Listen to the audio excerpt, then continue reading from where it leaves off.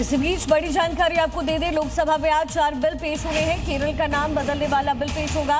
Tribunals reforms bill भी पेश होने जा रहा है। इसके साथ ही माइंस एंड मिनरल संशोधन बिल पेश होगा। एनसीडीसी यानी नेशनल कोऑपरेटिव कॉर्पोरेशन एक्ट में संशोधन का प्रस्ताव है। राज्यसभा में बैंकर्स बुक्स बिल पर भी चर्चा होनी है। संसद के मानसून सत्र में आज 4 अहम विधेयक पेश किए जाएंगे। इनमें केरल का नाम परिवर्तन विधेयक 2026 प्रमुख है, जिसके तहत संविधान की पहली अनुसूची में संशोधन कर राज्य का आधिकारिक नाम केरल से बदलकर केरलम करने का प्रस्ताव है। इसके अलावा राष्ट्रीय सहकारी विकास निगम संशोधन विधेयक 2026 सहकारिता क्षेत्र को मजबूत करने और संस्थाओं की कार्यप्रणाली में सुधार से जुड़ा है। ट्रिब्यूनल सुधार विधेयक 2026 में अध्यक्षों और सदस्यों की नियुक्ति, चयन और कार्यकाल के नियमों में एकरूपता का प्रस्ताव है। वहीं खान और खनिज विकास और विनियमन संशोधन विधेयक 2026 के जरिए खनन क्षेत्र में प्राइवेट निवेश और अहम खनिजों की खोज को बढ़ावा देने का प्रयास किया जाएगा। राम मंदिर चंदे को लेकर आज दिल्ली में संतों का बड़ा मार्च है। 500 संत मंडी हाउस से प्रधानमंत्री आवास की ओर कूच कर रहे हैं। संतों ने राम मंदिर चंदे में कथित गड़बड़ी और चोरी के आरोपों की निष्पक्ष जांच की मांग उठाई। राम मंदिर से चंदा चोरी के आरोपों की निष्पक्ष और उच्च स्तरीय जांच की मांग को लेकर आज करीब 500 साधु संत दिल्ली में मार्च करेंगे। कंप्यूटर बाबा और प्रकाशानंद गिरी महाराज के नेतृत्व में ये मार्च सुबह 11 बजे दिल्ली के मंडी हाउस के पास नेपाल एम्बेसी से प्रधानमंत्री आवास की ओर निकलेगा। संत महंत मामले की निष्पक्ष जांच की मांग को लेकर प्रधानमंत्री मोदी के नाम ज्ञापन सौंपने की कोशिश करेंगे। मार्च के शांतिपूर्ण रहने का दावा किया गया है। वहीं दिल्ली में आज सियासी हलचल का सोमवार है। प्रधानमंत्री मोदी से मिलेगा एनसीपी शरद गुट।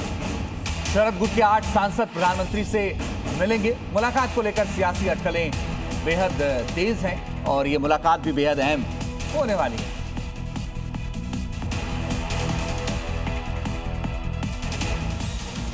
आज दिल्ली में शरद पवार की अगुवाई वाली के सभी 8 लोकसभा सांसद प्रधानमंत्री मोदी से मुलाकात करेंगे। सुबह 11 बजे होने वाली इस बैठक का नेतृत्व बारामती की सांसद और पार्टी की कार्यकारी अध्यक्ष सुप्रिया सुले करेंगी। प्रतिनिधिमंडल महाराष्ट्र से जुड़े विकास कार्यों और क्षेत्रीय मुद्दों पर प्रधानमंत्री से चर्चा करेगा। हालांकि इस मुलाकात को लेकर महाराष्ट्र की राजनीति में अटकलें तेज हो गई हैं। संभावित राजनीतिक बदलाव, परिसीमन, महिला आरक्षण जैसे आगामी कानूनों पर पार्टी के रुख और भविष्य में गठबंधन या विलय की संभावनाओं को लेकर भी चर्चा शुरू हो गई है। RG Kar doctor rape murder case में एक बार फिर जांच की आहट ने मामले को गरमा दिया है। पुरानी जांच और पुलिस की भूमिका पर उठे सवालों के बीच अब नए सिरे से पड़ताल की जाएगी।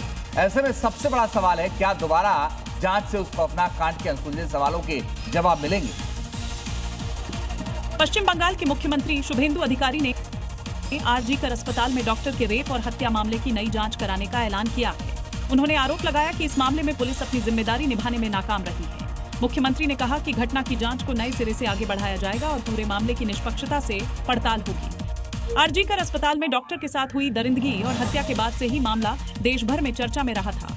नई जांच के ऐलान के बाद मामले से जुड़े लोगों और पीड़ित परिवार को जांच में आगे की कार्रवाई की उम्मीद जगी है। ममता बनर्जी के काफिले पर पथराव के आरोप को लेकर के सियासी घमासान छिड़ गया है। बीजेपी से जनता का गुस्सा बता रही है तो वहीं टीएमसी ने इसे साजिश करार दिया। पथराव के मुद्दे पर ममता बनर्जी और शुभेंदु अधिकारी अब आमने सामने आ गए।